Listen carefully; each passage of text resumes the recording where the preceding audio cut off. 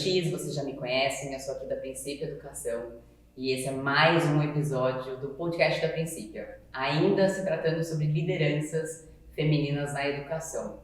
E hoje eu estou aqui com a Karina Lisboa, que ela é presidente do Conselho da Celso Lisboa, Centro Universitário. Muito obrigada. Nossa! Bom dia, Fernanda! Bom dia! Eu que tenho que agradecer, porque eu adorei o tema aqui do podcast, parabenizar vocês. Eu tô super honrada, escutava você sempre de nome, quem é Fernanda, Fernanda. E aí esse ano só que a gente foi apresentada. Eu achei muito legal essa combustão, achei muito legal como você deixa a gente à vontade para o tema. Eu acho que a ideia é um pouco essa, nada muito treinado, a gente realmente está aqui tomando café, conversando. Entendi que você é dessas, então adorei. Nada de muito papel, muito ensaio. Graças a Deus. E vamos começar então esse bate-papo maravilhoso. Cá, primeiro eu quero entender quem é a Karina aqui dentro, quem é a Karina fora, quem é a Karina artista, quem é a Karina mãe. Quem são esse conjunto de Karinas? É legal essa pergunta porque como eu cresci na Celso, quando eu falo cresci, literalmente eu cresci. Eu vinha pequenininha pra cá, andava aqui dentro. Aqui era minha casa, minha segunda casa. Eu vinha tomar injeção na enfermaria. Então eu sempre tive muita vontade na Celso. Nunca imaginei estar no lugar que eu estava. Eu vim de uma família que tinha uma cultura machista, as mulheres não teriam lugar, não poderiam assumir posições de liderança. Então, nunca foi me dada a ideia de que eu estaria aqui hoje falando com você. Então, só isso também já é algo que eu tenho que me reconhecer nesse lugar. Essas oportunidades dessa fala também me colocam nesse reconhecimento. Então, a Karina foi se descobrindo na Celso. Eu não posso falar da Karina sem falar da Celso, é impossível. Sabe? A Celso não foi um lugar que eu vim aqui determinado, você vai fazer um trainee e vai assumir. Não.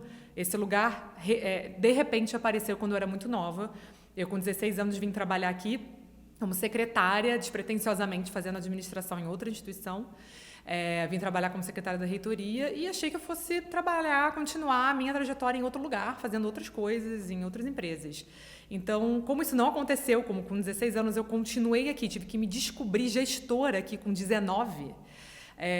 A Karina, ela e a Celso, elas têm uma simbiose. Então, eu costumo dizer que o filme da minha vida é O Rei Leão, porque eu sempre quis ir para o Hakuna Matata, eu sempre quis fugir aqui da Celso, mas a Celso me trazia de volta. Então, a Karina e a Celso são a mesma pessoa, como se fosse. Eu aprendi todos os valores, todas as crenças que eu tenho aqui.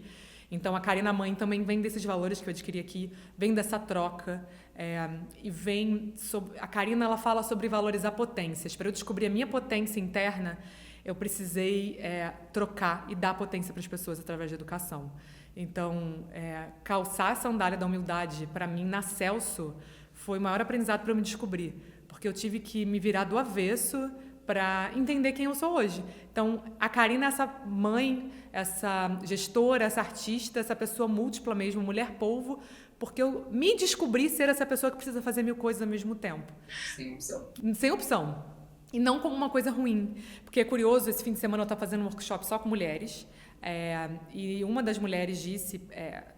foi sábado, ela falou pra mim assim, pra mim não, pra gente, pro grupo, ela disse assim, eu não tô conseguindo focar no workshop, eu tenho dificuldade em focar nas coisas, eu sinto, falando como se isso fosse uma coisa ruim. E aí eu pude compartilhar e falar assim, cara, eu também pensava assim, mas vamos transformar isso, a gente não precisa ser aquela mulher do lar que precisa fazer só uma coisa focada naquilo. A gente pode ser essa mulher com combustão, com energia, que precisa fazer várias coisas ao mesmo tempo. Então, foi aqui nesse lugar que eu entendi que eu podia ser múltipla e hoje eu estou super bem resolvida com isso. Eu fiquei curiosa, 19 anos de idade você assume aqui? 19 anos de idade eu assumo. E como foi, assim, então, o que aconteceu para você assumir, assim? Caraca, 19 anos, você era para estar curtindo e eu estou assumindo uma instituição disso. Era, para eu estar curtindo. Eu, com 18 anos, meu pai morre e ele era o filho único. Era para ele estar na sucessão, segunda geração, que a gente conhece as instituições de ensino, né? Se a maioria começa lá na década de 60, 70, ele naturalmente estaria sucedendo. Só que como ele morre de uma forma prematura antes dos meus avós, que eram os fundadores, eu já estava aqui, mas eu estava aqui numa posição ainda de assessoria, de secretariado, mas eu fazia administração. A pessoa que, sem ser meu pai, poderia assumir, não quis. Os meus avós desesperados, meu avô já estava entrando em Alzheimer profundo, no dia 2 que meu pai morreu, meu avô já entra em Alzheimer. A minha avó, que estava afastada, 20 anos, 30 anos do negócio, nem sei dizer quanto tempo, teve que voltar. E aí ela pede para mim, Karina, você pode assumir? Não consigo ver mais ninguém. E eu, com todo o amor e carinho que eu tinha por aqueles dois, que assim fizeram parte da minha vida e me ajudaram a me moldar muito, eu assumo, não fazia ideia. Eu acho que se eu tivesse 41, eu jamais teria assumido. Mas eu acho muito bacana essa ousadia que a gente, quando jovem, tem, sabe? Não vou dar conta. Vou dar conta. O que tá fazendo, mas vou lá. Vou lá, eu posso. E esse eu posso foi o que fez a gente estar aqui hoje. Ainda a Celso está essa empresa que você falou grande. A gente era pequenininho, nessa época a gente estava com 1.200 alunos. A gente está falando do ano de 2001. E como foi chegar aqui, 19 anos, mulher, menina, aos olhos de muitos, e, cara, eu vou gerir tudo isso daqui, vocês vão ter que me aceitar e eu entender que agora eu tô na gestão. Como é que foi esse processo para você? Então, é também algo interessante, porque nesse workshop que eu fiz sábado, a gente estava falando sobre isso. As mulheres muitas vezes falam desse lugar que existe, e até hoje, de uma hierarquia masculina nessas posições de liderança. De fato, o mercado educacional ele era supremacia de homens grisalhos na educação.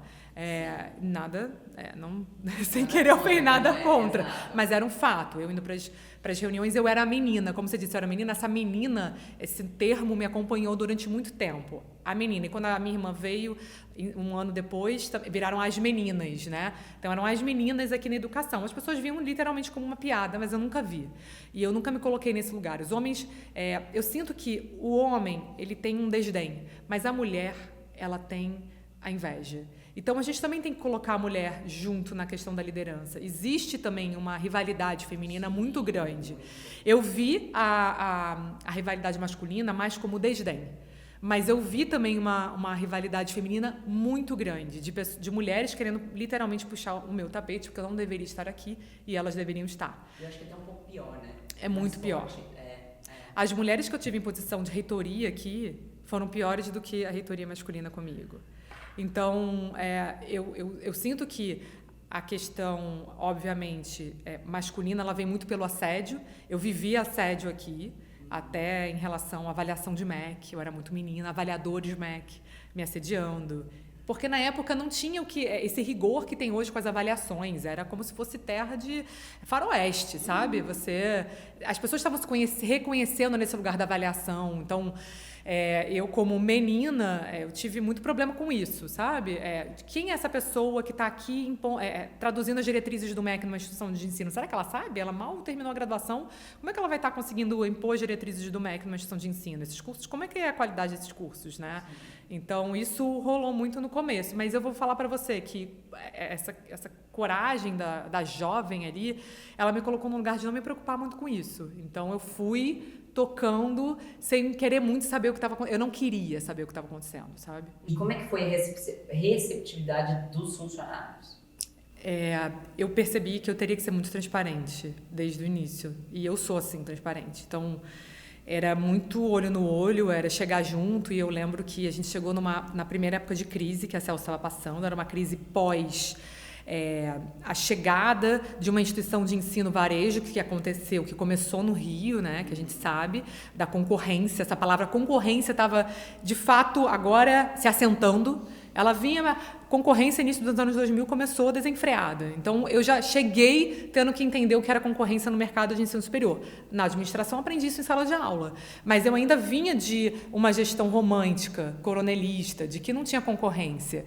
Mas nos anos 2000, na hora que eu assumo, sem nenhuma sucessão, eu tinha que entender o que era concorrência. Então, essa chegada aqui, para mim, assim, para quem estava comigo, foi de sentar com todo mundo e entender que, numa crise, eu seria a última a receber. O meu salário deveria ser menor do que quem sabia mais do que eu.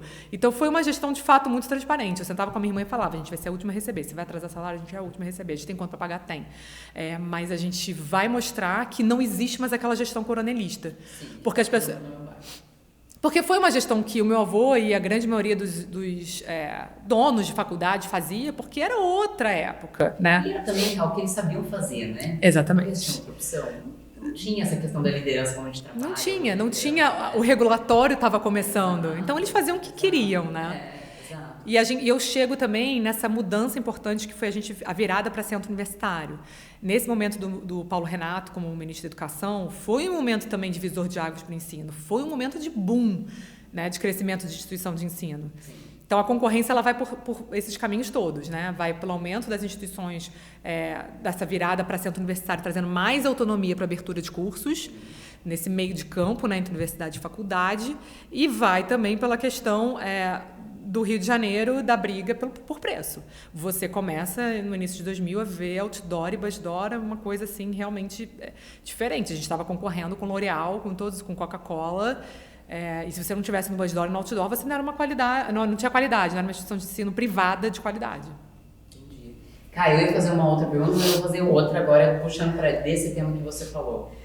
Muita concorrência, a gente está vivendo um momento muito, eu acho que, diferente de tudo que a gente viveu no que tange o comportamento do jovem, né? Eu falo que a gente está no mesmo ticket médio de idade, então a gente saía do ensino básico, né, do terceiro ali colegial, ia de colegial ainda, né, os anos finais, né, corrigindo, né, na colegial, que era o ensino médio, colegial, ou ali os anos finais, e a gente tinha o sonho de ir para a instituição de ensino, né, brilhava os nossos olhos, eu quero ser adulto, eu quero ir para a faculdade que eu acho legal e tal, e hoje muda muito, né, hoje a gente tem poucos jovens que têm esse sonho. Como é que você vê, né, a Celso é muito jovem, ela acolhe muito essas pessoas diferentes que querem criar, que querem realmente crescer. Como é que você vê essa mudança no comportamento do jovem? Eu acho que tem uma ineficiência dos professores do médio de não vender tão bem uma instituição de ensino, né? Acho que vende muito, você vai ficar 5 anos sentado lá na frente de uma lousa, mas não. Eles não conseguem, estão sendo ineficientes nessa venda, Sim. né? Em tentar esse sonho. Como é que você vê esse momento como professora e também como, né, presidente do Conselho da Celso? Hoje, se a gente falar, né, essa sua pergunta é interessante porque eu acompanhei uma trajetória de uma Celso que ela tinha uma média, nossos alunos tinham uma média de idade de 30 anos, a gente tinha muita gente de 50. A Celso pegava muito público que estava afastado da educação, que não acreditava que era possível educação, isso lá no início de 2000, né? E aí veio nessa tentativa, enfermagem, era um perfil assim, mais velho. Então a gente pegou muita gente que estava afastada. Hoje, se você me perguntar hoje, a Celso agora está mais jovem. A Celso voltou a ficar mais jovem. Muito por conta da nossa pegada também da aprendizagem por projeto, de trazer essa inovação, de trazer essa flexibilidade do presencial também ser só 3 vezes na semana. O que eu vejo é que o jovem está chegando desestimulado, sim. Está chegando ansioso, ele está chegando aflito, aflitíssimo sobre o que vai ser da vida dele. Não é a mesma coisa, como eu estou aqui há 24 anos, não é o mesmo jovem que chegava há 20 anos atrás. Não é. Outro. Eu vejo jovens com crise de ansiedade em sala de aula, a gente vê muito. A questão da saúde mental, ela está atravessando muito a educação. Os professores estão precisando ficar atentos e a gente está precisando até munir esses professores, porque a gente também não sabe como lidar com isso. Não. O professor está preparado para lidar com o problema dentro da sala de aula, mas e o fora? Que o aluno vem e coloca dentro da sala de aula. Exatamente. Como a gente tem uma tradição em psicologia, tem um SPA que reconhecido, isso ajuda muito também. Porque a gente tem uma troca com psicologia. Se não fosse isso, a gente estaria desamparado, até para começar um programa voltado para isso. Mas é algo que a gente precisa falar, é algo que a gente precisa falar na educação, porque pós-pandemia, principalmente, o que a gente vê são jovens que não entendem nem o que é esse mercado, como eles vão começar, que primeiro passo é esse. Chegam completamente despreparados, assim, em termos de estrutura familiar e de perspectiva mesmo de mercado. Então, isso é uma realidade. Então, como fazer esse jovem estar estimulado? Então, essa é a minha crítica ainda para o ensino à distância, sabe? Porque acho que o ponto positivo, a gente que é inegável, é que ele democratizou, assim, muito o acesso ao ensino. Sim. Mas ele não pode ser a única forma de educação. Não pode, não deve. Hoje, se a gente, enquanto educador, não conseguir admitir, assumir isso, a gente também está perdido. Sim. Eu acho que é uma das portas de entrada para a educação. Vou experimentar e depois eu vou precisar, de alguma forma, achar um jeito de desenvolver algumas habilidades que só nesse contato a gente consegue. Porque se a gente está falando de pessoas que estão chegando não instrumentadas, o ensino à distância ele não vai propiciar 100% essa troca de habilidades que você precisa emocionais também, que só aqui num ambiente controlado que você consegue de fato simular que o ensino presencial dá. Então, eu sei que a gente ainda está... O Brasil, né, ele está de alguma forma tentando ter essa liderança, falar que o ensino à distância é muito importante, está crescendo, mas está crescendo de forma desenfreada. Eu acho que ainda precisa encontrar esse equilíbrio. Eu entendo que a gente vai achar, mas ainda não é. O jovem não está preparado para estudar somente à distância, o jovem de hoje. E o que a Celso faz hoje para flexibilizar isso, né? Como que vocês conseguem trazer esse jovem que está lá longe estudando e de fato ele tem essa dificuldade de interação e tudo mais? Existe algum projeto da Celso ou algum tipo de modalidade aqui dentro que você consiga trazer esse cara para cá? A gente aposta muito no Flex, porque o Flex tem essa característica desse encontro obrigatório uma vez por mês. Massa. Do dia inteiro, a turma toda, de passar o dia, ou um dia, ou dependendo da carga horária do curso, podem ser 2 dias por mês. Depende muito, porque é nesse momento que a gente consegue fazer essas vivências, consegue ter essa troca. É impossível a gente fazer isso 100% online, sabe? Sim. Então, eu consigo ver que um público que já não é... É engraçado, o público do ensino à distância, ele paradoxalmente é um público mais analógico, um público que está mais afastado dessas ferramentas, sim. Mas é o que tem condição de pagar, é o valor que ele consegue pagar. E a gente precisa, de alguma forma, dizer isso para as pessoas, que não é que você não vá consumir um produto à distância, mas como ele é autoinstrucional muitas vezes, você precisa de um preparo antes, né? E às vezes seu ensino básico não foi o suficiente. Então, talvez fazer algo à distância depois, né? Primeiro entre em contato, desenvolva suas competências para o mercado, simula isso, e aí depois você consegue complementar isso à distância. A gente troca aqui, a equipe que está aqui com a gente hoje gravando, muita gente faz ensino à distância, a gente conversa, a gente troca sobre isso, quanto aquilo ali, muitas vezes é só para você endossar algo que você já viu antes. Começar do zero é mais difícil. Então, sim, eu acho que a gente está num momento de muitos desafios para as instituições de ensino superior, no Brasil principalmente, em termos regulatórios, de entender como vai ser essa dinâmica da educação à distância, sabe? Eu acho também. E vocês trouxeram algo... A Celso tem quantos anos? 53 anos. 53 anos. Sempre quando dou exemplos de instituição de ensino que se reinventou, meu primeiro exemplo é a Celso, né? A Celso... eu lembro que eu entrei aqui uma época, ela era uma instituição comum, né, tradicional do Brasil, e aí eu não lembro em que momento eu entrei aqui e tinha virado uma startup. Tudo estava colorido, tinha puff, tinha não sei o que, e eu lembro que na época, né, eu estava na outra empresa, eu fiquei encantada, eu falei, nossa, que demais, e logo em sequência veio a Liga, que é o que a gente vai falar já já. Como é que você vê, eu acho que vocês se reinventaram, vocês entenderam o que muitas instituições ainda não entenderam, que é essa mudança do jovem, esse negócio de, cara, sala de aula invertida. Foi a primeira instituição de ensino que eu ouvi na minha vida fazer isso, foi a Celso, que é onde o aluno é o protagonista e não mais o professor. Então, como é que vocês viram isso antes do mercado praticamente virar para isso? Vocês se reinventaram, só que o seu regulatório, que é o MEC, ele está lá parado ainda no tempo. Né? E aqui não é para falar mal do MEC, tá, gente? Como é que você vê essa distância que você acaba tendo do MEC, apesar de você ter que fazer, obviamente, tudo amarrado ali, mas a sua mentalidade está lá em 2078 e o MEC ainda está lá em 2012. Como é que vocês conseguem, né, dar uma dica para as instituições de ensino aí? Como é que vocês fazem para sobreviver a isso? Esse momento foi, se eu pudesse falar assim, a concretização de um sonho. A Liga foi a concretização de um sonho. Então, era uma menina que com 19 anos assume, mas dentro de mim tinha, já que eu vou trabalhar com educação, porque eu achei que eu nunca fosse estar nesse lugar de liderança, já que eu assumi, qual é o meu sonho? O que eu preciso ajudar, contribuir? Qual é a minha contribuição? Que legado é esse que eu vou deixar, né? E eu lembro que a gente conversava muito, justamente voltando para os outdoors e buzzdoors, era, cara, por que uma instituição X diz que é melhor que a minha, se é o mesmo professor que está aqui, vamos pegar um curso de gestão, dando introdução à administração, de 9 às 10 da manhã, ele sai às 10, chega na outra instituição às 11 e dá a mesma aula para outra instituição. Depois sai de lá à noite e vai dar em outra instituição. Por que a sua instituição é melhor que a minha? Como é que deu 5 para a sua e deu 3 para a minha? E aquilo ficava na nossa cabeça. A gente conversava muito. Era uma inquietação, era algo que a gente se provocava. E isso foi ali a semente que gerou uma discussão de o que é qualidade na educação. A gente está falando, então, de qualidade para a gente vender ou a gente está falando do aluno, de fato, aprender? O que a gente quer, que mudança que a gente quer deixar? E aí, nessa conversa, a gente foi primeiro entendendo que um professor horista é isso, ele vai ficar desgastado, ele vai ficar mais estressado e ele está ali dentro de diversos contextos recebendo, mas é uma briga das instituições. Ele não está participando dessa briga, ele quer passar conhecimento. E o que a gente quer então aqui? A gente quer ficar brigando no outdoor? Ou a gente quer fazer um trabalho bem embrionário aqui que possa ajudar as pequenas e médias? Porque uma coisa que eu não tinha era ajuda.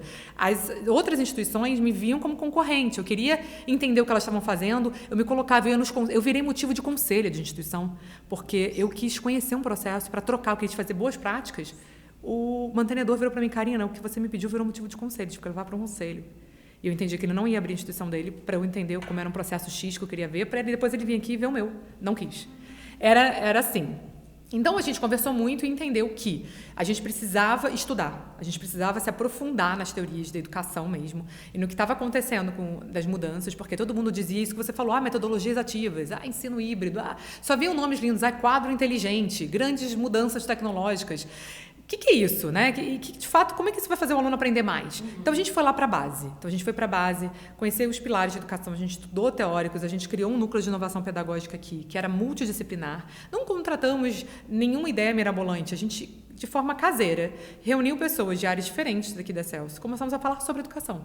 Vamos falar sobre educação e como que o nosso aluno Celso pode aprender mais? Esse cara que vem cansado do turno dele trabalhar aqui, que chega à noite exausto, que tem família que muitas vezes traz os filhos para trabalhar aqui. Vamos falar dessa aprendizagem? E aí, nesse núcleo de inovação pedagógica, surgiu um projeto que a gente definiu. Vamos fazer piloto? E a gente fez piloto com 3 professores na época. Eram 3 turmas, que a gente chamou de Projeto 124, porque seriam 124 dias de um semestre letivo. Então, era o Projeto 124.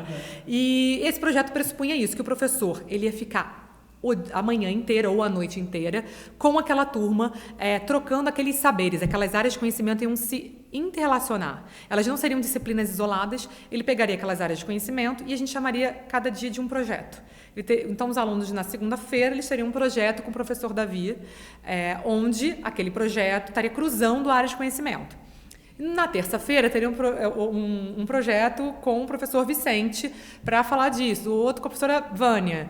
Então, e a gente também chegou à conclusão de que a gente testaria 3 dias na semana, porque seriam intensos, né? Seriam uma carga horária intensa por dia.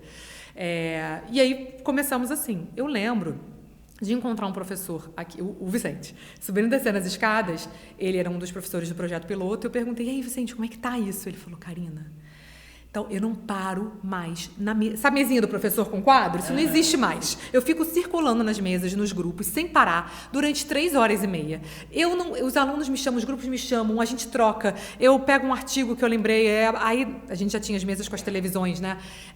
Eu vou lá e mostro para eles, um grupo ensina para o outro.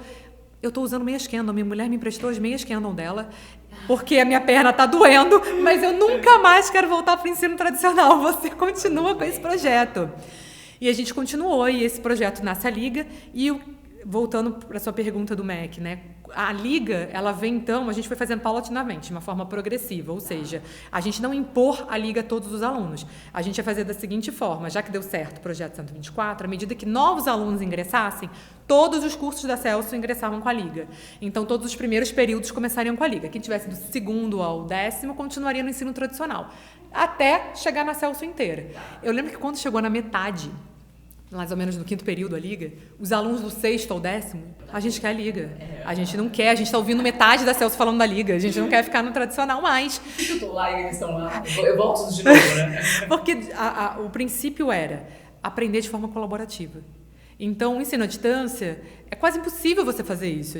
Então, quando você pergunta do MEC, e antes dessa pergunta você falou, o que a Celso está tentando fazer diferente? Então, a gente está tentando levar, de alguma forma, essa aprendizagem colaborativa para o ensino EAD.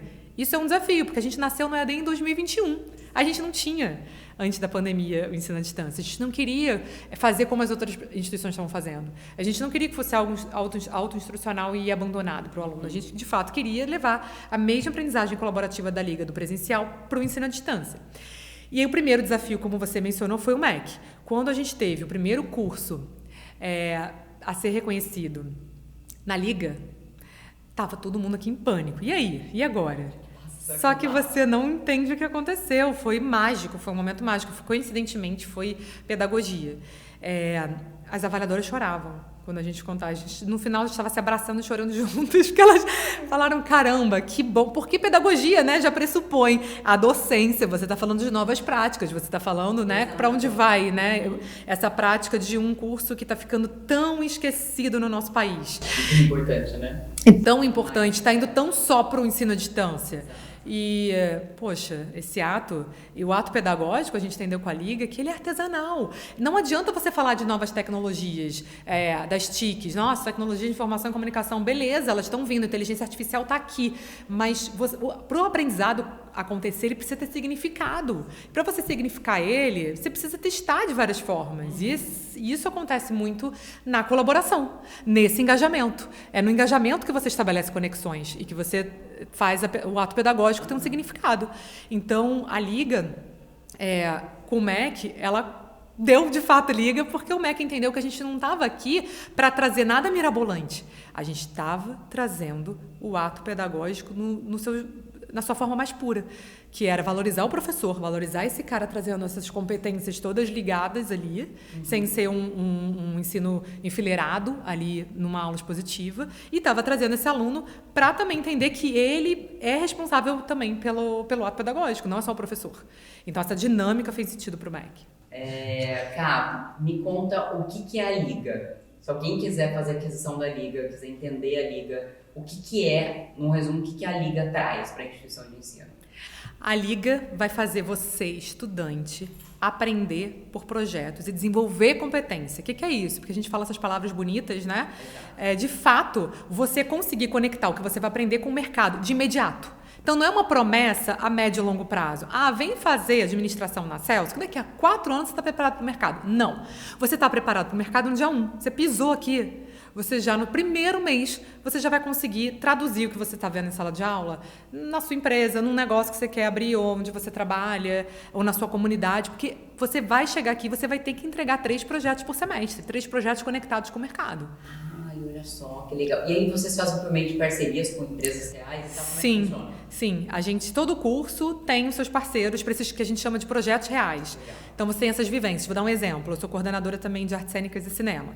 Então, os meus alunos de cinema, agora essa semana, vão apresentar videoartes dos projetos deles no maior festival de websérie do Brasil, o Rio Webfest, que está acontecendo na Cidade das Artes.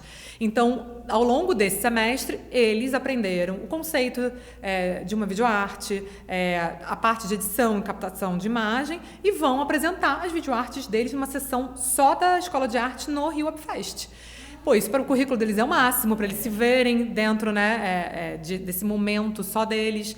Então, de fato, você construir essas pontes, entendeu? Então, se você tem um aluno aqui de administração, a gente tem parceria com a Oakberry, por exemplo.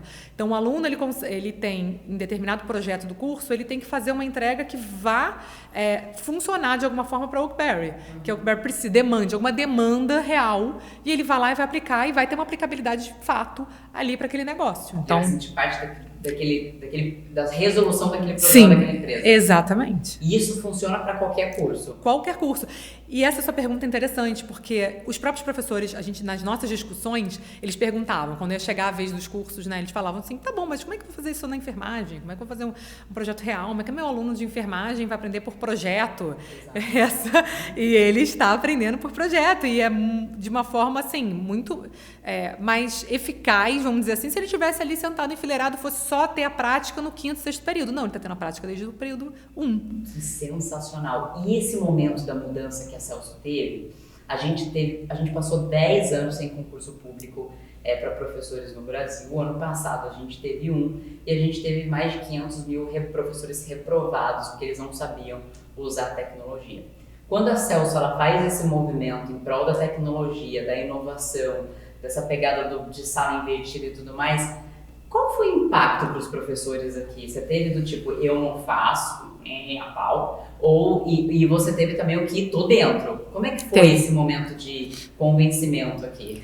De conquista, eu acho. Exatamente, foi uma conquista. Felizmente, o nosso pareto foi positivo. Assim, 80% dos nossos professores estavam imbuídos a aprender. Eles só queriam aprender e pediam capacitação todo semestre, mais e mais. E tinha aqueles 20% que falavam exatamente o que você disse. Eu não quero, não faz parte, não acredito, não vou. Então, a gente entendeu que para Liga acontecer e trazer tecnologia e ser prazeroso, porque a gente também fala sobre essa aprendizagem ser prazerosa na Liga o tempo inteiro e divertida, a gente entendeu que a gente teria que desenvolver o nosso ambiente de aprendizagem virtual. E a gente começa a desenvolver em 2020, logo depois da pandemia, o Liga Online. Então, ficou mais divertido também para o professor e mais intuitivo, porque o Liga Online dialoga com a Liga. Então, não é que a gente comprou ou usou o Moodle como a gente usava antes de ter o Liga Online. A gente, de fato, começou a desenvolver uma ferramenta que dialogava com o que era feito no presencial.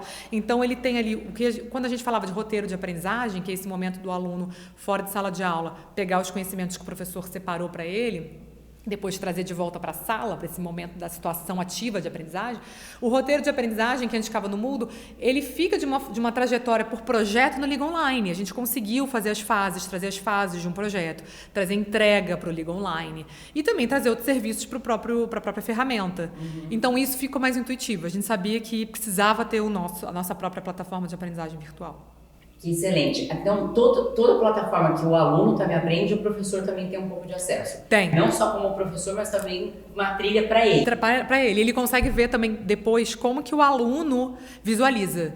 Então, no Liga Online, ele consegue ter ali o hub, que a gente chama que é aquele repositório que o professor vai lá e programa o projeto dele, o professor programa o projeto dele, recebe esse treinamento. Depois ele também consegue visualizar como que o aluno vai interagir com a plataforma. Então, é algo realmente feito para isso, para ele conseguir ser o dono, detentor daquele projeto como um todo, sabe? Uma coisa que você perguntou para mim, que eu acho importante falar, Fernanda, é reforçar, né? Foi algo que a gente sofreu um pouco no início, enquanto instituição de ensino na zona norte do Rio de Janeiro. E hoje a gente pode dizer que a gente está nacional. Na verdade, tiveram duas dores importantes. As dores do conceito MEC e as dores da concorrência. As dores do conceito MEC, a gente resolveu com a Liga. Olha que interessante. Antes da Liga chegar, a gente tirava 3, 2 no MEC e a gente pensava aquelas perguntas que a gente fazia, aquelas provocações. Caramba, mas é o mesmo professor. Só que o aluno não é o mesmo. O aluno que chega aqui não é o mesmo que chega na pública, que teve outras condições de acesso. Então, a gente pega um aluno 1, transformar em 3 já é um milagre, né? E como que a gente faz, então, para a gente conseguir o selo 5 do MEC? Porque se é o selo do MEC que vai dizer que eu tenho qualidade, eu quero ter a nota mais alta, né? O que eu preciso fazer para empoderar esse aluno? E a Liga empodera ele. Hoje a gente é só 5. Então, hoje a gente é 5 no recredenciamento, a gente é 5 nas nossas avaliações. E isso veio com a Liga. Então, assim, olha a prova de que a Liga, de fato, funciona. O pós-Liga é Celso é 5. Eu acho que tem os dois lados de funcionar. Tem que funcionar dentro para vocês e tem que funcionar por uma demanda tão grande do mercado hoje que é mão de obra qualificada. Se você está dizendo que o aluno sai daqui totalmente preparado para o mercado de trabalho e a gente está sofrendo tanto com a nova geração, porque eles sabem mexer muito de tecnologia, mas de fato a entrega ali de projetos é um pouco mais dificultosa, cara, que produto massa que vocês criaram. E por que não compartilhar com o resto do país? E a gente falar, não, vamos ajudar, vamos participar dessa mudança, vamos ser esse agente de mudança. Sim. A gente não aceita estar fechado, a gente é totalmente diferente, a gente quer falar e fomentar a troca, que é possível. E quantas instituições que receberam a gente, foi muito bacana e estão recebendo. E a Liga é um pouco isso. Então, assim, estamos sempre abertos. Quem quiser e não conhecer, estamos sempre, né? A Fernanda Saiba, a gente está rodando o Brasil, levando um pouco de conhecimento e aprendendo também, né? Exato. Agora, tem 2 perguntas. Eu sinto que a Liga é muito... Todo produto que eu acho que o reitor ou o dono de instituição ele faz essa aquisição desse produto para a instituição dele, eu acredito que ele precisa comprar em primeiro lugar. E não é comprar, eu falo no sentido financeiro, ele precisa entender, ele precisa se apaixonar pelo produto para que ele consiga propagar para os outros professores, coordenadores, etc. e tal. Você acredita que se o dono da instituição de ensino, ele faz a Liga, ele faz a aquisição da Liga para a instituição dele, mas ele ainda está um pouco descrente, você acha que isso funciona? Não funciona. E eu falo mais, eu acho que fazer a Liga também pressupõe ele estar ter experimentado a sala de aula. Então, quando eu vou para a sala de aula, quando eu estou coordenando, eu estou junto ali, faz toda a diferença, porque você, de fato, mergulha no produto, está naquele lugar de sala de aula docente participando dessa jornada da Liga. Você não está ali num top-down, você está ali junto. E isso foi algo muito importante pra gente na Liga, foi horizontalizar. Então, a Fernanda sabe, chega aqui na Celso, né? A gente não tem gabinete, a gente é super horizontal. Porque se a gente está falando de uma aprendizagem colaborativa, a gestão tem que ser colaborativa. Sim. Eu me vi, eu tô sentada na mesa da Karina, tudo bem, não tem nada. Porque nem tem mesa, né? Eu tô ali, mas daqui a pouco eu tô numa outra mesa. Tô sentada na escada, tô fazendo... E você tá sentindo, e tá nesses cantinhos, e tá escutando, tá trocando, e errando, faz parte da Liga. Então, se você é uma pessoa que de fato não está engajada com isso, não está engajada com a sala de aula, e não gosta de gente, principalmente, não vai acontecer. Esse lugar do terno e gravata e do gabinete, ele funciona, mas assim, hoje é muita relação, é muita mão na massa, é muito experimento. Não vai dar certo se você ficar afastado, se você não tiver, não vai dar. E uma pergunta ligada a isso, você, gente, é meio impressionante, assim, eu estou tentando lembrar um pouco dos números, quando eu trabalhava aqui diretamente na Celso, e eu acho que há 8 anos atrás, a Celso devia ter mais ou menos uns 5 mil alunos. Há 8 anos, você está falando de 2018? 17. 7, 8 mil alunos. E hoje, e se não puder falar, depois a gente... Pode. Né? Hoje a Celso deve estar batendo uns 25 mil alunos. E eu fiz um estudo, um levantamento para o Felipe, que é o CEO da Celso, na semana retrasada, e a Celso é a segunda maior instituição da cidade do Rio de Janeiro e a terceira maior do estado do Rio de Janeiro. E eu peguei ali no INEP esses dados e tal, e falei, caraca, mandei para ele, falei, cara, você já viu isso daqui? Ele falou, meu time ainda não tinha atualizado, mas pô, brigadão e tal. E, obviamente, ele mandou fazer mais uns 3 estudos, baseado no já que você tá aí, né, termina de fazer. E aí, Caio, eu queria que você falasse com a instituição de ensino, que nesse momento, eu visito muita instituição de ensino e é sempre a mesma reclamação. Nossa, tá muito duro, tá muito difícil e tal. Mas eu vejo que você tem essa fala também, está difícil, mas... Parece que a frase nem completa, porque assim, tá muito difícil, mas a gente vai fazer dar certo. Você é muito cara pra frente, positivo, e obviamente isso vem com esse resultado. O que você fala para aquela instituição de ensino que era a Celso há alguns anos atrás, tradicional, fechada?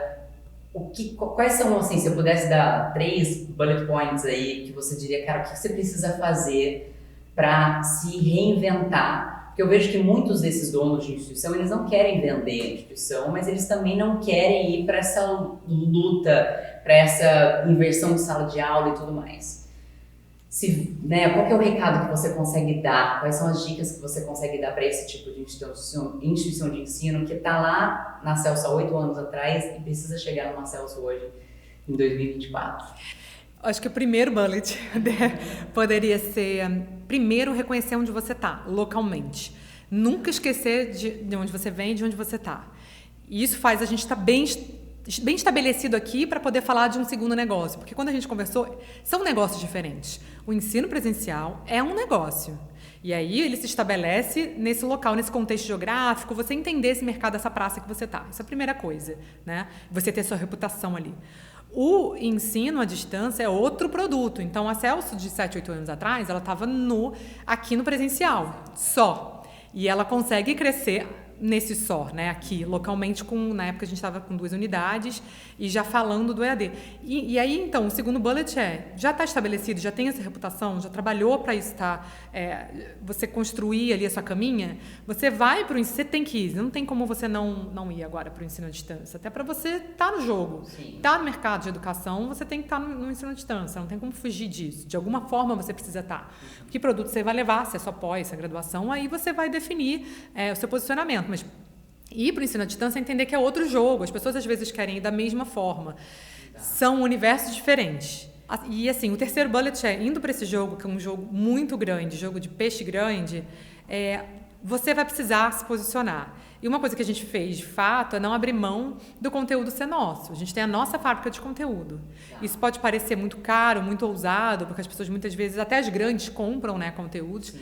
Mas o que fez a gente manter essa qualidade no produto e receber esse feedback dos alunos que consomem, dos clientes, vamos dizer que são os polos, né? Como se fosse, né? Nossos clientes também, entender que, de fato, eles falam hoje, os polos trazem esse retorno. Caramba, é outro ensino. Eu estava consumindo o produto de outra instituição de ensino, que era aquela coisa ali, totalmente, você vê, né? Que era aquele ensino ali que você compra, copia e cola. E a gente não, a gente tem a nossa fábrica de conteúdo, a gente tem os nossos professores que a gente contrata e faz treinamento. A mesma coisa lá da Liga Presencial, a gente está fazendo no EAD. Então, é você se engajar também com isso. Se engaja. Já que você é uma pequena e média e está ainda começando a engatinhar no EAD, se engaja nesse produto, sabe? Eu acho que é aquela coisa do que você falou, né? De participar, de estar sentada no chão, de fazer junto e tal, de criar. E quando você olha os números da Celso, quais são os principais KPIs que você acompanha aqui dentro da Celso? Então, a gente... esse ano foi muito desafiador pra gente, até pra gente poder fazer esse acompanhamento, porque 2024, eu acredito que para todas, tá? Foi um ano que os reflexos da pandemia apareceram. A gente estava ali, meu Deus, então todos os indicadores que a gente tinha colocado, eles ficaram, a gente teve que dar um passo atrás e falar, tudo bem, vamos renegociar algumas coisas aqui. Mas o que a gente não pode deixar de olhar para frente de fato, a gente precisa crescer no ensino à distância. Hoje, se você está no jogo do ensino superior, você precisa estar relevante no ensino à distância. Você vai crescer muito. Porque quando no presencial você tem um limite. Então, quando a gente olha os nossos indicadores, a gente não pode abrir mão desse crescimento orgânico no ensino à distância. Se você parar de crescer, é um sinal laranja, vermelho de que talvez o ano seguinte vai ser muito mais difícil. Então, a gente precisou colocar todos os esforços, todos os setores aqui. A gente estava muito voltado para a nossa meta de crescimento no ensino à distância, que deu uma desacelerada no meio do ano e a gente precisou todo mundo se voltar e refazer as estratégias para continuar nessa captação. Então, isso de fato foi algo que todo mundo ali junto se engajou. A gente fez diversas mudanças aqui na parte de captação de polo, de retenção, enfim, para a gente conseguir continuar a crescer para 2025. A gente precisa chegar num número ótimo ali para estar no jogo. Isso é um fato. As pessoas ainda romantizam a educação. Se a gente romantizar muito a educação, a gente não está no jogo, mas a gente não pode deixar de estar olhando para a sala de aula. Então, são muitas bolinhas ali pratinhos e que a gente tem que empilhar, mas é isso, sem sofrer. Sim. Como você falou, a gente tem os indicadores, a gente tem que estar olhando para eles, não pode deixar de estar, mas a gente também tem que estar olhando ao mesmo tempo para a sala de aula, para os professores e fazendo aquilo ali tá aquecido e tá acontecendo. Então, hoje a gente pegando os números, né?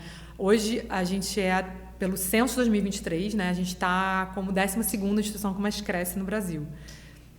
Mas a gente, na posição geral, em 2023, a gente está em 77. Em 2004 vai ser outra coisa, como você disse. Nada. Não, geral. Mas a gente... 2024 ainda, o crescimento foi maior, mas a gente só vai ter esse número depois, né? No ano que vem. Cá, como mulher, presidente de um conselho de uma instituição muito grande, como é que você vê o impacto da liderança feminina num ambiente tão masculino que a gente tem hoje na educação? Como é que você se vê entrando dentro de grandes eventos, como você falou lá atrás, eu não tive tempo para pensar nisso, eu não tive muito, eu não quis olhar para isso, mas hoje é uma realidade que a gente enfrenta. Outras mulheres grandiosas como você estão atrás, ali na coxia, não estão no palco principal. Como é que você se vê entrando nesse mercado como mulher e presidente de um grande grupo? Hoje, 20 anos depois, eu vejo mais, por incrível que pareça, agora eu consigo enxergar de fato ainda essa supremacia masculina nesses lugares, e até quando eu falo supremacia masculina, é da energia mesmo, sabe? Porque a sensação que dá é que a gente precisa se afirmar o tempo inteiro, de alguma forma. Como eu ainda estou no conselho, como eu sou aqui a presidente da Celso, de alguma forma... Obviamente, eu tenho esse lugar privilegiado enquanto mulher de poder, de fato, imprimir o que eu acho que deve ser, né, deve acontecer aqui. Só que a gente ainda tem uma gestão masculina também, né? A gestão na Celso, ela envolve mulheres e homens. A gente Celso é um lugar acolhedor e diverso, principalmente por a gente estar aqui na Zona Norte, assim, a gente nem divulga isso porque é algo que a gente de fato. Mas eu sinto que é necessário, muitas vezes, até para mim, em conselho, me afirmar. Eu sinto que às vezes eu presto atenção, reparo, eu estou no meio de uma reunião e falo, mas por que eu estou precisando falar desse jeito? Por que eu estou precisando de novo falar, ou precisando falar um pouco mais alto? Por que eu estou precisando disso? Não precisaria. Porque a liderança feminina, a nossa energia feminina, ela é de fato uma energia diferente. A gente tem um olhar diferente, né? Homem e mulher já são, né, como se fossem naturezas ali biológicas distintas, nós somos seres humanos, mas vem uma energia diferente. E eu acho isso lindo, poder, de alguma forma, ter essas duas energias ali dialogando. Não é bonito quando, de fato, tem alguém querendo se impor em relação ao outro. E essa imposição eu vejo sempre acontecendo, isso é um fato, tá? Na energia masculina.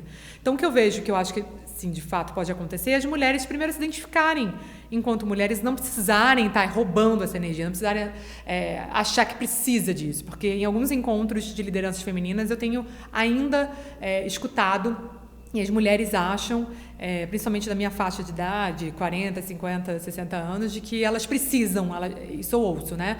O último encontro que eu tive de liderança feminina, mais essa faixa de idade, falando, não, preciso me impor igual um homem, eu preciso, acreditando de fato que isso é fundamental para elas estarem exercendo a gestão, uma posição de liderança. Eu não acredito, mas isso é uma crença minha, eu não acredito nisso. E a liderança que eu imponho aqui é a liderança que eu acredito. A Karina é uma pessoa do afeto. Eu não abro mão disso, eu já ouvi homens daqui de fora condenarem isso. Nossa, isso não é gestão. O desdém que eu te falei, que eu vejo que tem mais no homem com a mulher. Um desdém, ela não entende de negócio, ela não entende de gestão, ela tá ali só brincando de casinha, como eu já ouvi aqui, que eu tava brincando de Barbie, quando eu era mais nova. Então, eu acho ao contrário, eu acho que se a gente se colocar nesse lugar, de fato vai ser sempre assim, e não, é valorizar o que a gente tem, a qualidade da energia feminina na liderança. E não abrir mão disso. Então, eu não abro mão, mas eu valorizo você com a sua energia, com o seu poder do masculino, que é tão maravilhoso também, em algumas coisas que talvez eu não vá dar conta de fazer. E por isso a gente se complementa e a gente é uma gestão. Então, isso é uma crença minha. E aqui na Celso a gente consegue fazer isso, articular muito bem. Nossa equipe hoje é bem mista. Nem vou falar que tem mais homem e mulher, bem mista, sabe? Consigo ver isso. E consigo ver que a gente soma. E quando isso não acontece, a pessoa é expurgada naturalmente. Isso é uma coisa natural da Celso. A pessoa sai, é ejetada, ela mesma se ejeta. A pessoa que vem aqui precisa gostar de gente, precisa respeitar esse equilíbrio. E o que o papel da arte teve? Qual foi o poder da influência da sua formação aqui dentro? Como você me perguntou, a primeira pergunta que você fez foi maravilhosa, né? Quem é essa Karina? Quem é a Karina? E eu fui me reconhecendo aqui. Eu me descobri aqui como artista, jamais tinha pensado, jamais imaginava a Karina nas artes. Mas foi algo que naturalmente aconteceu no dia que eu viro e falo, eu não quero que aconteça o que aconteceu comigo lá atrás, eu não quero precisar morrer, eu precisar ficar doente para alguém assumir meu lugar. Eu já quero pensar nessa sucessão viva e jovem. Eu não sou uma pessoa da gestão do dia a dia. Eu sou uma pessoa para manter esses valores e para falar e pensar em inovação e engajamento. Então, eu vou fazer alguma outra coisa enquanto quem sabe fazer fica aqui. E nessa transição, eu me descubro enquanto artista e percebo quanto uma instituição de ensino ela pode criar mais relevância para aquela comunidade local se ela tiver um tripé de educação, esporte e cultura. A gente já tinha educação, já tinha esporte e faltava cultura. A gente tinha alunos aqui descobrindo nas pesquisas, isso começou em 2015, então tem 9 para 10 anos, né, que a gente vai fazer 10 anos agora, 10 anos de escola de artes. Eu descobri que tinha alunos na cidade do Rio de Janeiro, que é a cidade da Rede Globo, que jamais tinham ido ao teatro.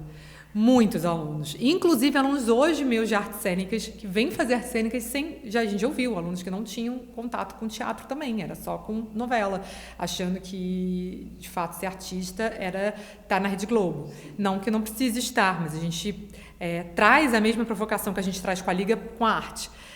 Vamos formar esse artista múltiplo, vamos trazer provocações para a Celso, junto com a Liga. Essa mentalidade da Celso mais horizontal, mentalidade de uma Celso mais voltada para o contemporâneo, para as questões do contemporâneo, ela precisava também dessa caminha da cultura e da arte, do nosso aluno entender o que é arte. Não é inacessível. Falar de dança contemporânea, as pessoas acham que é super inacessível. Nossa, eu vou ver Débora. O que é Débora Cole? O que é isso? É ser possível, sabe? E trazer isso para aqui para dentro. Então, a Celso virou esse local, esse campo fértil também das artes. E eu trago isso, sei que não vai ser para sempre, também quero passar, mas de alguma forma foi muito importante para esse legado, ter esse tripé, sabe? Excelente. Você, quando você acorda, olha no espelho e fala assim, cara, eu sou mulher e sou presidente do Conselho da Celso Lisboa, que é a segunda maior instituição do Rio de Janeiro, você consegue se enxergar no papel que você tem hoje, não só para você mesmo, mas para o poder da sua influência, mesmo que as pessoas não falem o tempo todo? Você consegue se enxergar nessa posição? Eu consigo me enxergar hoje, demorou muito tempo, me cobrava muito, me cobrava o tempo inteiro. O que é ser bem-sucedido? O que é ser uma instituição bem-sucedida? O que é ser uma mulher bem-sucedida? E é engraçado, assim, porque a gente sempre quer esperar algum resultado de alguma ação. Quando aquilo acontecer, aí sim eu sou bem-sucedida. Quando a gente chegar e é 100 mil alunos, aí sim eu sou bem-sucedida. E, cara, não. Eu me reconheci nesse lugar quando eu entendi que eu estava fazendo o melhor que eu podia. E o melhor que eu podia estava se traduzindo em tanta gente falando que a sua vida tinha sido transformada. Então, são essas falas, são esses pequenos milagres diários, de fato, que trazem o que é ser bem-sucedido. Não é uma ideia, é um ideal que a gente colocou ali, né? De estar em cima ali num pódio. Não tem isso, sabe? De fato, você está ali dando o seu máximo. Tem alguns dias que você vai dar 2 passos para trás, vai dar mais um. E nos dias mais difíceis é que eu consigo perceber que a gente tem uma relevância e que eu consegui trazer essa relevância junto com todo mundo que está aqui, sabe? A gente é relevante, a gente é muito importante para essas pessoas. Cara, olha o que a gente fez junto, sabe? E muito por as pessoas terem acreditado na Celso. E eu falo isso todo dia, eu falo, cara, a Celso não é a Karina. A Celso não é e nem nunca vai ser. A Celso é cada um de vocês. Para de, quando falar Celso, achar que tem uma força, uma mão misteriosa que está ali movendo tudo. Não, vocês estão movendo tudo isso junto, sabe? É um organismo mega vivo. Me fala uma coisa, misturando com o que você falou. Você fala muito sobre a liderança, sobre a humanização dessa liderança, você ser parceira, você tá muito próxima à sua equipe. Hoje a gente tem um momento onde muitos líderes, e eu falo líderes, é diferente de chefe, não preciso nem dar esse duplo clique aqui, que inspiraram, que se dedicaram muito à equipe e que se esgotaram, porque teve um momento aí de transição de idade de liderança, né, funcionários muito novos entrando, não sabendo o que é uma boa liderança, e você tem aquela liderança que ela eu sou um bom líder, mas eu não sou seu pai, eu não sou seu amigo. O que você acredita? Você acredita que um líder ele pode de fato ser amigo, levar para casa, tomar chopp junto, ou você acredita que naquela liderança de, cara, eu vou cuidar de você enquanto você está dentro aqui da instituição de ensino e a amizade pode se manter, fica até aqui? Essa pergunta é ótima, porque eu já mudei de resposta ao longo da vida várias vezes. Eu acho que, te respondendo assim, na minha vivência, ela não tem uma só resposta, ela depende. Na minha vivência, depende. Eu já entendi que depende muito da equipe e do momento. Se você está numa equipe de transição, por exemplo, você precisa muito que a equipe esteja engajada, você vai agir de uma forma. Se você sabe ao contrário, né, que é uma equipe um pouco mais resistente, um pouco mais crítica, ou de pessoas que... Tudo vai depender do contexto que você está. Mas aqui na Celso, que eu entendi, assim, para mim, para eu levar para a minha vida, é que você pode e deve ser amigo das pessoas depois de no shopping, sim. Você pode fazer. Precisa ser leve, sabe? Eu acredito que isso é possível. Mas quando a gente está aqui dentro, precisa separar. Precisa vestir o boné. Então, eu tenho até amigos que às vezes não acreditam, que nunca me viram na Celso e falavam assim, impossível do jeito que você é. Como é que você chega lá e a coisa acontece? Você é tão brincalhona, você é tão louca. Como que isso acontece? Eu sou essa pessoa genuinamente, lá eu também sou assim. Quem conhece a Karina, eu tô brincando. Só que, por exemplo, às vezes tem gestores que eu sei que são super sérios, eu preciso respeitar essas pessoas, né? Mas vai ter um momento do café e do chopp com eles depois. Mas talvez aquela Karina ali vai ter que vestir um pouquinho uma outra persona naquele momento, naquela reunião, na outra de uma outra forma. Eu acho que você vai sentindo, sabe? Então não tem uma resposta pronta. O líder vai precisar sentir sempre, vai saber onde ele tá pisando, não tem como. Não tem fórmula mágica para liderança. Não tem. Acho que é muito da sua essência. Muito. E eu já vi a Celso mudar tanto as equipes. Teve um momento que para mim foi muito ruim, assim, que foi o pior momento da Celso. Foi um momento ali pandêmico. A equipe que estava na gestão, a galera que estava aqui, era todo... Eu não conseguia sentir como se a gente estivesse em sintonia, sabe? Não que as pessoas fossem ruins, mas as pessoas não conseguiam compartilhar do que a gente acredita. Então não tava indo para frente, a gente estava empacado. Você pergunta se as pessoas que estavam numa liderança sentiam isso. Não, mas eu sentia. Eu sentia que não iria para frente. Mas como eu não estava mais na gestão, eu tinha que calmamente, pacificamente, dar os meus toques, esperar e de alguma forma esperar essa equipe se recompor. Nossa, 2 anos depois, quando se recompõe, assim, não, aí é que a gente voltou a voar. Porque é isso, assim, você precisa entender que algumas pessoas não vão conseguir estar dentro da sua empresa como líder, sabe? Ela pode ser ótima no mercado, pode ter melhor recomendação, pode ter dado os melhores resultados, mas vem para uma outra realidade e às vezes simplesmente não dar fit. Então, esse é o meu papel hoje. Eu percebo que eu sou essa pessoa que está ali de uma forma invisível, visível e invisível, em alguns momentos visível, outro invisível, ajudando a ajustar. O famoso olho no peixe, outro no gato. É isso. Tô ali, mas eu tô aqui muito tempo. Exatamente. E me fala quais são os próximos passos do Centro Universitário Celso Lisboa. Você quem sabe, pra te pensar, né? Porque eu vejo a Celso Lisboa, quando fala Celso Lisboa, eu não consigo falar da Celso sem falar da Liga, né? Eu vejo os dois. Sim. E a gente tá no momento agora que a gente precisa voltar, a gente foi para fora, a gente está ajudando, e agora a gente está precisando voltar um pouquinho para dentro da casinha e discutir mais a sala de aula, né? Se a gente puder dizer assim, fortemente, desde 2018, a gente está em 6 anos de muita troca com o ecossistema brasileiro. Agora a gente precisa voltar. Então a gente está no momento de revisitar o nosso laboratório, o LIP. Então a gente está voltando com a ideia do LIP, desse laboratório de inovação pedagógica. 2025 vai ser esse ano da gente constituir de novo uma equipe multidisciplinar, voltar a falar mais forte sobre inovação, já que a gente está com um produto que precisa crescer, que é o ensino à distância, e como tornar ele colaborativo. Então, a gente está muito voltado para a colaboração, para esse engajamento dos alunos no ensino à distância, de alunos e professores. Isso vai ser o nosso foco 2025 para esse produto que é o ensino à distância.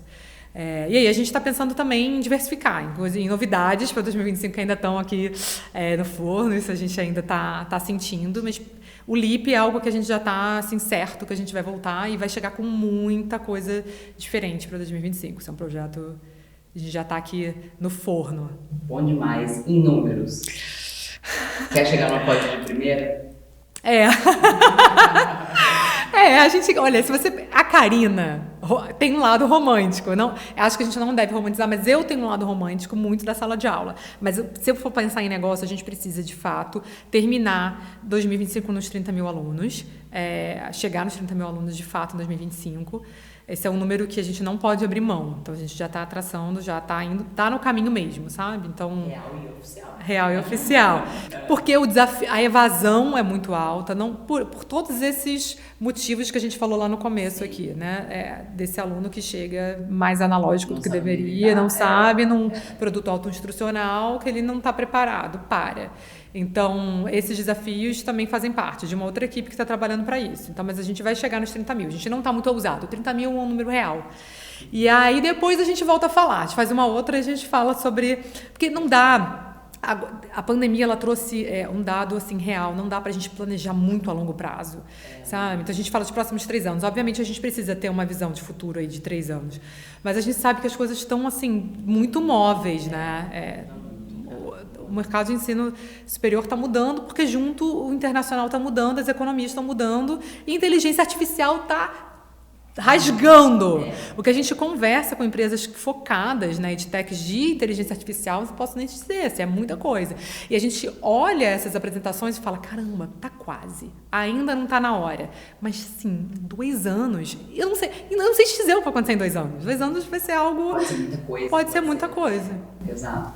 E me fala, eu sei que a gente está no horário aqui, mas eu queria deixar minha última pergunta para você deixar uma fala. Na verdade, o que você poderia falar para as mulheres que almejam estar onde você está, com essa calma? Assim, eu acho que não é nem a calma, é o equilíbrio. Eu acho que você consegue equilibrar muito bem, ou obviamente é uma atriz e tá aí batendo pino, mas tá tudo ótimo, tá tudo bem. Mas qual é o recado que você consegue dar? E se eu pudesse deixar mais, eu gosto de trabalhar com o bullet point, né? O que você conseguiria deixar de 3 dicas aí para uma mulher que almeja chegar onde você chegou, num momento tão... que eu acho que assim, você Karina, abriu espaço para eu estar aqui. Eu acho que você enfrentou coisas muito mais mais portas do que eu tenho que abrir hoje, né? As portas estavam mais fechadas para você lá, apesar de você estar à frente de uma instituição de ensino já, eu acho que foi muito mais difícil, porque era um outro momento. Hoje já tem um movimento muito mais forte das mulheres na liderança. Eu ainda passo dificuldade, mas eu não posso medir com a sua dificuldade. Então, eu até aproveito para agradecer as portas que você abriu para eu estar aqui. E da mesma forma que você abriu, eu também vou abrir porta para outras mulheres estarem aqui. Então, o que você deixa de ensinamento, de dica para essas mulheres que almejam estar onde você está hoje? Tá bom, essa pergunta foi agora, eu vou falar o que tá vindo agora também, assim, acho que nesse momento, né, o que eu percebo. Acho que a primeira coisa é se engajar mais com mulheres, trazer as mulheres para perto. O que você tá fazendo não tem preço. Quando a gente traz mais mulheres para perto, a gente, só no olhar a gente já se entende. É muito bom se entender no olhar, né? Então, eu estar mais perto de mulheres e, em segundo lugar, dar essa relevância. Você trouxe essa relevância para mim, que eu não me coloco, sabe? Você está me colocando numa relevância que eu não me dou.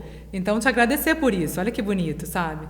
Então, você está olhando uma mulher, você ter essa empatia ao lado, porque ela também é mãe, ou você não é mãe, porque ela tem os trampos dela, porque ela tem as dores dela. A gente já nasce com essas dores, né? Desde o útero materno, trazendo as dores das nossas mães. Então, você conseguir ter esse olhar e essa empatia com essa outra mulher, e não a competição, eu acho que também é uma coisa importante. E, em terceiro lugar, eu acho que a gente não pode abrir mão de estar o tempo inteiro, de alguma forma, conectada, informada. Mais do que nunca a gente precisa estar informada. Então, eu percebo muitas vezes que a gente deixa às vezes, de estudar ou de ler, porque a gente tem que dar conta de 1000 coisas. A gente tem que dar conta, é um fato. Não vamos sofrer pelo fato de que hoje a gente tem que dar conta.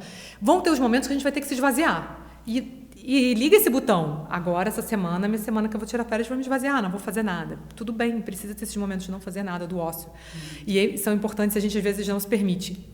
Mas eles precisam de fato acontecer. Mas quando eles não estão acontecendo, a gente ter essa noção de fato que enquanto mulher a gente precisa dar conta de 1000 coisas ao mesmo tempo. E dando conta de 1000 coisas ao mesmo tempo, vamos colocar como prioridade também a gente se alimentar do que a gente gosta e também de informação, para a gente conseguir estar nesses lugares informada e segura, sem precisar perder a nossa essência e sem precisar competir com a energia masculina. Perfeito. Eu acho que tem esse combustível, né, que a mulher precisa, de não só fazer o que ela gosta, mas também tem essa questão dela ter muita base, já que é um mercado competitivo para ela se colocar nessa competição, não é nada mais forte do que a base que ela traz, o conhecimento que ela traz. E não ficar tentando se provar na força, mas sim no conhecimento, né? Então, acho que é muito sobre isso mesmo. Eu tô conversando aqui, mas fico refletindo um monte de coisa que ela tá falando. Cara, é um prazer inenarrável estar com você. Imagina, eu quero fazer outras perguntas, mas eu acho que eu preciso cortar aqui de ideias que eu imagino para Celso. Eu quero te agradecer muito, muito, muito por esse momento. É muito especial estar aqui com você. E eu acho que essa questão da competição de uma mulher com a outra, ela está muito ligada à insegurança da mulher que ela carrega consigo, né? Então, eu acho que a gente vem de um lugar onde a gente é colocada de lado, mas a gente pode vir para esse meio sem ter que empurrar uma outra. Então, é muito sobre isso. Eu gosto de estar no meio de mulheres incríveis. E é muito legal, quando eu falo sobre esse jantar, esse projeto, que eu quero reunir todas vocês, todas falam, nossa, que demais! Vai ser maravilhoso estar junto. Não tem esse negócio do eu sou melhor do que ela e tal, porque são mulheres muito seguras de si. Ninguém vai roubar o lugar de uma da outra, né? Mas enfim, é muito importante estar aqui para mim, não só como princípia, principalmente como Fernanda, porque eu saí de lá pequenininha, né, muito nova, e tô aqui hoje te entrevistando. E não é entrevistando a Karina, presidente do conselho, é a Karina, mulher incrível que você é. E que talvez muitas vezes você não consiga enxergar no meio de tantas coisas para fazer, você não consegue se enxergar. Mas do fundo do meu coração, você é uma inspiração para mim, muito.